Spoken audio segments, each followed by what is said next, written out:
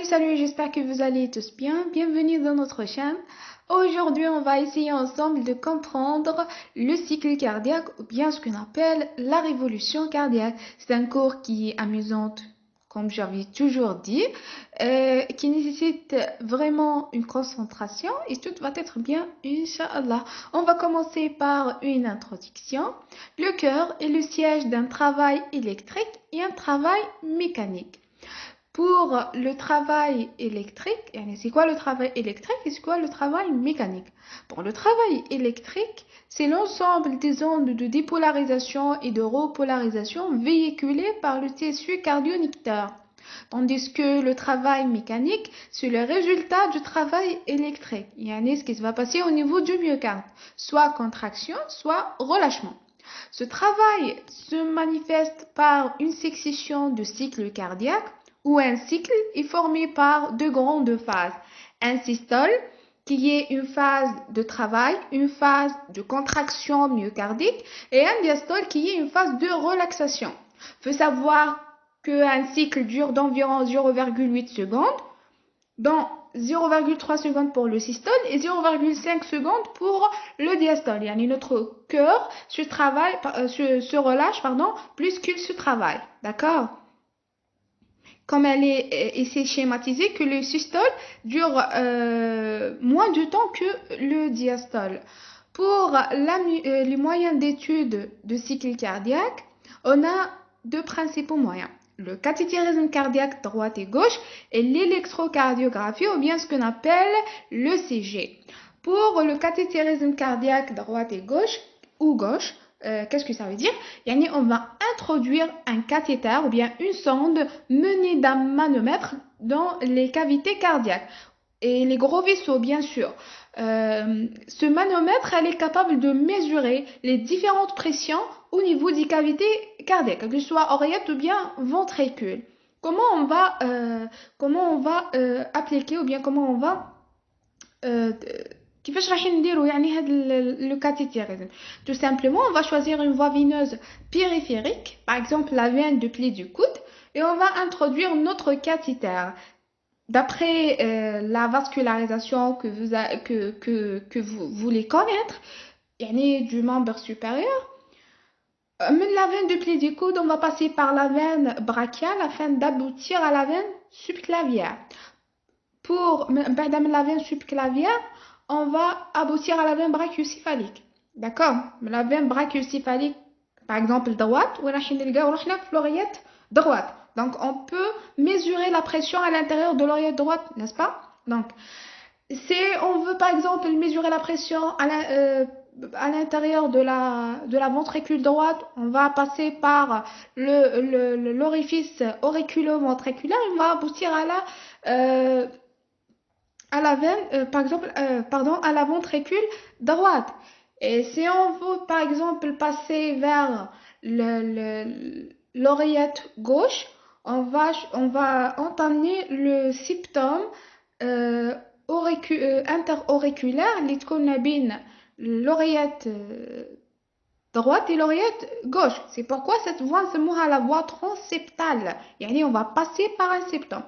Cela, c'est pour l'oreillette droite, la ventricule droite et l'oreillette gauche. La ventricule gauche. Comment on va aboutir à la ventricule gauche? Pour être plus facile, on va entrer à la ventricule gauche par une voie artérielle, d'accord, afin de s'aboutir directement à la aorte, puis directement à la ventricule gauche. C'est pas nécessaire de connaître tous ces détails pour bien comprendre. Mais c'est une chose qui est inconnue, d'accord? Mais si tu regardes cathétérisme cardiaque droite ou gauche et vous ne comprendrez pas c'est quoi ce cathétérisme, d'accord? Faut juste pour vous imaginer, pour connaître un petit peu comment les choses vont passer, d'accord? La deuxième méthode, c'est l'électrocardiographie, ou bien ce qu'on appelle le CG, qui est la plus utilisable couramment. Donc, c'est quoi? C'est un appareil qu'on appelle l'électrocardiographie. On va l'installer le malade d'une méthode que vous allez connaître plus tard. Et on va obtenir un tracé qui va être interprété, fait des ondes, des amplitudes, des fréquences, etc. D'accord? D'accord.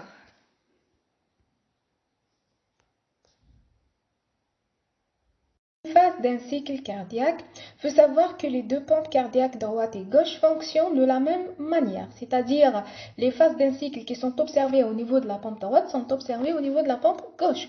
Cependant, le régime de pression à l'intérieur de chaque pompe est différent. On va noter que la pression à l'intérieur de la pompe gauche, c'est-à-dire la ventricule gauche, va être plus supérieure que celle de la pompe droite. D'accord? Et comme la pompe cardiaque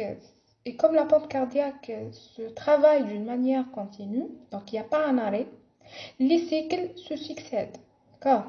يعني d'une manière à autre, on ne peut pas déterminer que ولا ما نقدروش نقولوا بلي هذا هو le début تاع le cycle وهذا هو le fin تاع les cycles. Non, puisqu'en fait tellement les cycles ils vont se succéder, ما نقدروش نوضوا un début et une fin. Donc c'est nous que nous allons choisir un point de départ afin d'étudier un cycle cardiaque. Et la phase qui est choisie généralement, c'est la phase de la contraction isovolumétrique. D'accord? Il faut savoir une chose, que un cycle cardiaque contient euh, quatre phases. Une phase de contraction isovolumétrique, et ce sera notre point de départ. Une phase d'éjection de sang, puis une phase de relaxation isovolumétrique, puis une phase de remplissage ventriculaire. On va commencer. Le schéma ici est enregistré au niveau de cœur gauche. J'ai dit que les deux pompes se travaillent d'une même manière, d'accord? C'est-à-dire on va étudier la pompe gauche et les mêmes cycles, les mêmes variations, نسقطوهم على la pompe droite, d'accord? برك هذيك va assurer une circulation qui est systémique et l'autre va assurer une circulation qui est pulmonaire. Sinon, les variations vont être les mêmes. Donc, afin de commencer, faut d'abord expliquer le schéma ici. De haut en bas, on a l'électrocardiogramme qui va représenter les différentes ondes enregistrées au niveau du cœur, la phonocardiogramme qui va enregistrer les différents bruits causés par les claquements des valves.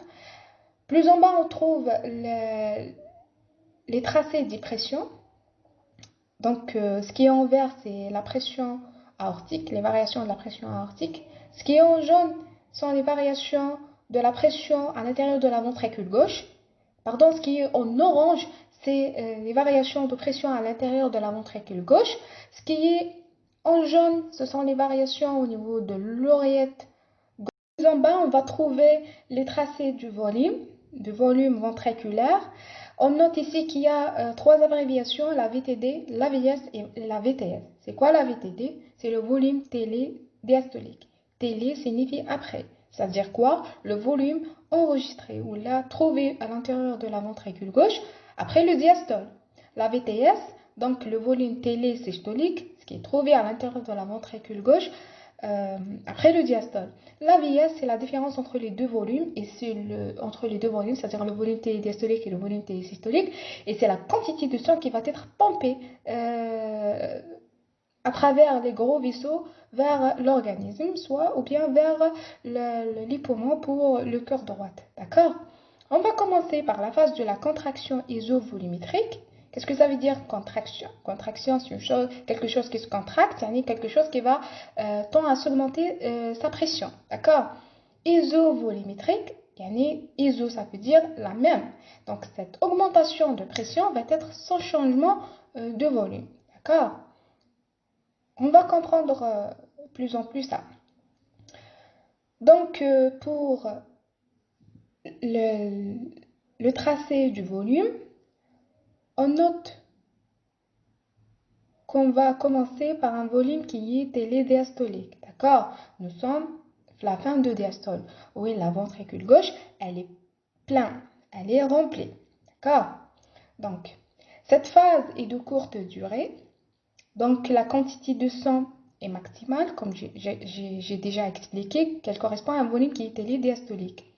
Les valves aortiques et auriculo-ventriculaires sont fermées. Donc la ventricule gauche, c'est un espace qui est clos, isolé. La progression de l'onde de dépolarisation à travers le faisceau d'Oïs va avoir un effet sur la pression. Donc, va faire quoi? Va augmenter la pression à l'intérieur de la ventricule gauche. Comme le tracé orange, on a une augmentation de pression à l'intérieur de la ventricule gauche. Cependant, le volume reste le même. D'accord? Comme on a un volume qui est télédiastolique. D'accord? C'est bon. Donc, une augmentation de la pression à l'intérieur de la ventricule gauche sans changement de volume. Pour la pression de l'aorte, on peut noter clairement qu'il y a une diminution de la pression aortique. Cela pourquoi? Puisqu'en fait, le sang va continuer à se déverser vers l'organisme. L'aorte va continuer à se décharger du sang vers les organes. D'accord? C'est pourquoi la pression artérielle va être diminuée. D'accord? Lorsque la pression à l'intérieur de la ventricule gauche va dépasser celle de la pression aortique, donc on a quoi? On a une ouverture de la valve aortique.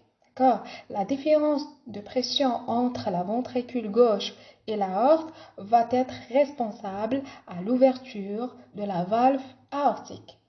L'ouverture de la valve aortique va marquer ou bien va signifier la fin de la phase de contraction isovolumétrique. On a déjà dit, la contraction ventriculaire isovolumétrique va être commencée par la fermeture de la valve mitrale dès que les deux valves sont fermées. Donc, augmentation de la pression ventriculaire alors que le volume reste stable, une baisse de pression aortique. J'ai dit pourquoi, puisqu'en fait, le sang va continuer à se déverser vers l'organisme. Et l'ouverture de la valve sigmoïde aortique ou bien pulmonaire, quel que soit pour la bande droite ou gauche, va signer la fin de la phase de contraction isovolumétrique. La deuxième phase, c'est la phase d'éjection ventriculaire. Il y a la phase pendant laquelle le sang va être déversé vers l'organisme. Donc, c'est une phase qui est assez longue par rapport à la phase de la contraction isovolumétrique. Elle est formée par deux phases. Il s'agit réellement de deux phases, une phase active et une phase passive. Pour la phase active, pourquoi elle est nommée active? Puisqu'en fait, la pression à l'intérieur de la ventricule gauche va continuer à s'augmenter. D'accord? Donc, c'est-à-dire l'éjection de sang va être due principalement à l'augmentation de pression à l'intérieur de la ventricule gauche. La deuxième phase, elle est dite passive, puisqu'en fait, la pression à l'intérieur de la ventricule gauche va commencer à se diminuer, mais le sang, يخرج من la ventricule gauche vers l'aorte. D'accord? J'espère que c'est clair. On va les comprendre une par une. Donc, la phase d'éjection ventriculaire, j'ai dit qu'elle est formée par deux phases. Premièrement, une phase qui est active. Notez bien que la pression à l'intérieur de la ventricule gauche va continuer à s'augmenter. D'accord? Pour le courbe de volume, on va noter que on est passé pendant cette élévation de pression d'un volume qui est télédiastolique à un volume qui est télésystolique. Pas vraiment télésystolique, mais nous sommes en train de passer. D'accord? Je veux illustrer ça très bien. D'accord? Pardon. Donc, notez bien que Hadikam il y a la phase de contraction, d'éjection de sang. Cependant, il y a à l'intérieur d'elle deux phases. Adna une phase où la pression de la ventricule continue à s'augmenter. La deuxième phase, yibda, la pression sur la ventricule yahbat. Mais pendant les deux phases, on peut noter qu'on a passé d'un volume qui est télédiastolique à un volume qui est télésystolique. D'accord? احنا قسمناهم deux phases. Donc, pour la première phase, j'ai décalé une phase pendant laquelle on a une augmentation de la pression à l'intérieur de la ventricule gauche avec une diminution de volume. D'accord? Cette diminution de volume, j'ai dit qu'elle est due principalement à l'augmentation de pression. Cependant, pendant la deuxième phase, la phase passive, on a une diminution de pression à l'intérieur de la ventricule gauche. Cependant, la pression, le volume à l'intérieur de la ventricule gauche va continuer à se diminuer. D'accord? Pourquoi? Puisqu'en fait, le sang, pendant son éjection, va acquérir certaine énergie. Pendant l'éjection, c'est une énergie qui est cinétique. Cette énergie, son déversement vers l'aorte, malgré que la pression à l'intérieur de la ventricule gauche est en train de diminuer. D'accord? J'espère que c'est clair. D'accord. La différence, comme j'avais toujours dit, la différence entre la pression à l'intérieur de l'aorte qui est supérieure à celle euh, qui est à l'intérieur de la ventricule gauche va faire quoi? Ou bien va être responsable de quoi? De la fermeture de la valve aortique. D'accord? Cette fois, c'est l'axe, la pression aortique, c'est lui qui est supérieur à la pression ventriculaire. Cette différence de pression va être responsable à la fermeture de la valve aortique. La fermeture de la valve aortique va être responsable au deuxième bruit cardiaque. C'est celle-là. D'accord?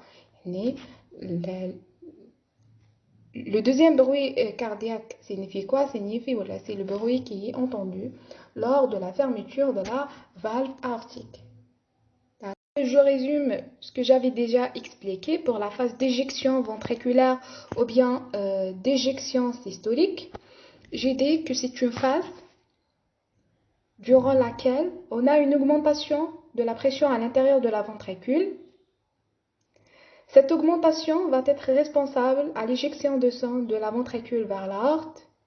Donc, on aura un passage d'un volume qui est télédiastolique vers un volume qui est télésystolique. Ce passage va être responsable à la diminution de pression à l'intérieur de la ventricule gauche durant la phase passive, d'accord? Et à une augmentation de la pression à l'intérieur de l'aorte, d'accord? Le sang, la ventricule, la pression elle va être diminuée.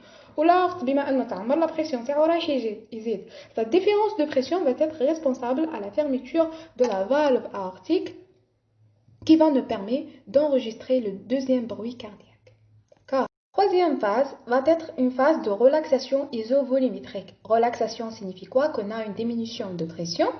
Isovolumétrique, elle est sans changement de volume. Donc, d'une façon à l'autre, c'est l'inverse de la première phase, de la phase de contraction isovolumétrique. On note dans la courbe de la ventricule gauche qu'on a une diminution de pression à l'intérieur de la ventricule suite à l'éjection de sang. D'accord? Donc, la fermeture de la valve aortique dans la précédente phase va amener à un espace close dans la ventricule gauche. يعني من جهة عندنا la valve aortique elle est fermée, من جهة la valve mitrale يعني auriculo-ventriculaire elle est fermée. Donc les fibres de la ventricule gauche vont être dans une pleine relaxation. D'accord? من جهة أخرى عندنا une onde جديدة de dépolarisation. D'accord? Sa teinte, elle est généralement à la paroi des oreillettes, va entraîner une augmentation de la pression à l'intérieur de l'oreillette gauche.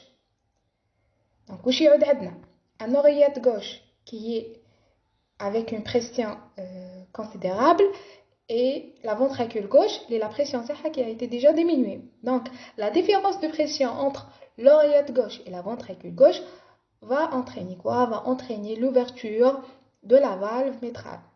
Car l'ouverture de la valve mitrale va signer la fin de la phase de relaxation. Pour la phase de relaxation ventriculaire isovolumétrique, donc elle commence par la fermeture de la valve aortique.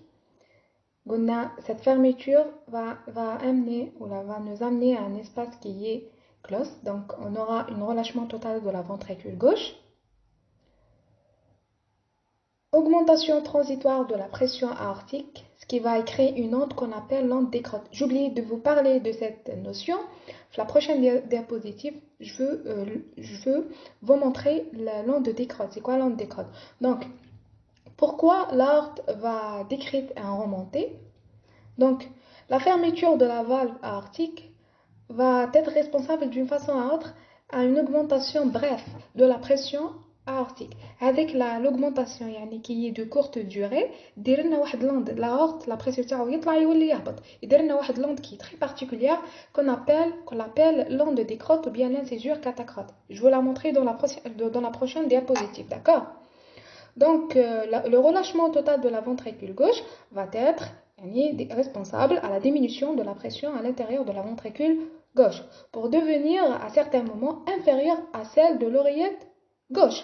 J'ai dit que l'oreillette gauche déjà a une onde de dépolarisation, donc elle a une augmentation de pression.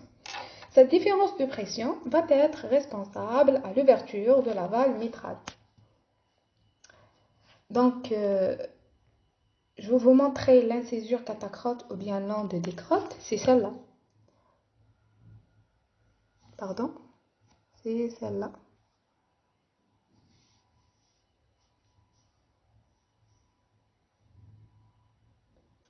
Un remontée transitoire de la pression à l'intérieur de l'aorte. D'accord?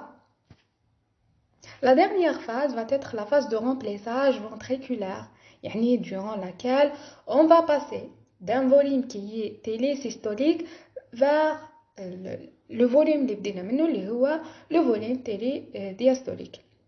Qui mène un volume télédiastolique, le cycle se répète. D'accord? Donc, c'est une phase pendant laquelle on aura l'écoulement de sang de l'auricule ou bien de l'oreillette gauche vers la ventricule gauche. Pourquoi? Puisqu'on a en premier lieu une différence de pression et on a que la valve mitrale elle est ouverte. Donc, les deux conditions vont permettre le remplissage ventriculaire ou l'éjection de sang de l'auricule ou l'oreillette gauche vers la ventricule gauche. Donc, le remplissage de la ventricule gauche va être responsable à l'augmentation de sa pression. Donc, l'augmentation de la pression à l'intérieur de la ventricule gauche va être responsable à la fermeture de la valve mitrale, ce qui nous permet d'enregistrer le premier bruit cardiaque. C'est celle-là. Donc, le premier bruit cardiaque, elle est due à la fermeture de la valve mitrale. Le deuxième bruit, elle est due à la fermeture de la valve aortique. D'accord? Pour le cœur gauche. Pour le cœur droit, donc, va être responsable à la fermeture de la valve tricuspide et la valve sigmoïde pulmonaire. D'accord? J'ai dit que les phases كامل اللي قريناهم نسقطوهم على اللي قريناهم pour le cœur gauche نسقطوهم على le cœur droit. Donc, on résume ce que j'avais déjà expliqué pour la phase de remplissage ventriculaire. C'est une phase pendant laquelle on a une contraction auriculaire afin d'éjecter le sang vers la ventricule gauche. Cette éjection de sang va être responsable à l'augmentation du volume télésystolique vers un volume télédiastolique. Pardon, j'ai mis une faute ici, c'est pas VES, c'est VTS, d'accord? Donc, l'augmentation de volume va être responsable à un changement de pression, d'accord? Ce qui est responsable à la fermeture de la valve mitrale qui va nous permettre d'enregistrer le premier bruit cardiaque. Donc, après la fermeture de la valve mitrale, la ventricule gauche est maintenant à un espace clos entre deux valves qui sont fermées. Donc, la pression TH va s'augmenter une autre fois et le cycle se refaire. D'accord? On continue. Donc, on termine notre cours en comprenant les différentes ondes de l'électrocardiogramme. En fait, j'ai parlé sur tous les tracés, toutes les représentations, ce qui concerne la pression, le phonogramme, les volumes, les valves, l'état des valves. Juste الحاجة الوحيدة اللي ما حكيناش عليها هي le tracé تاع l'électrocardiogramme. Donc, l'arrivée d'une onde de dépolarisation augmente la pression à l'intérieur des oreillettes. Car cette augmentation de pression va conduire à la contraction des oreillettes afin d'éjecter le sang vers les ventricules. Cette contraction, elle est responsable à l'onde P. Donc, l'onde P, c'est quoi? C'est une onde qui représente ou la reflète la contraction des oreillettes. D'accord?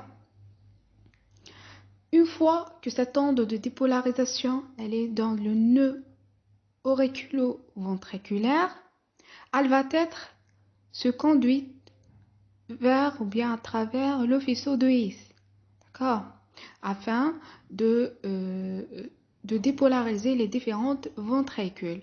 Donc, son trajet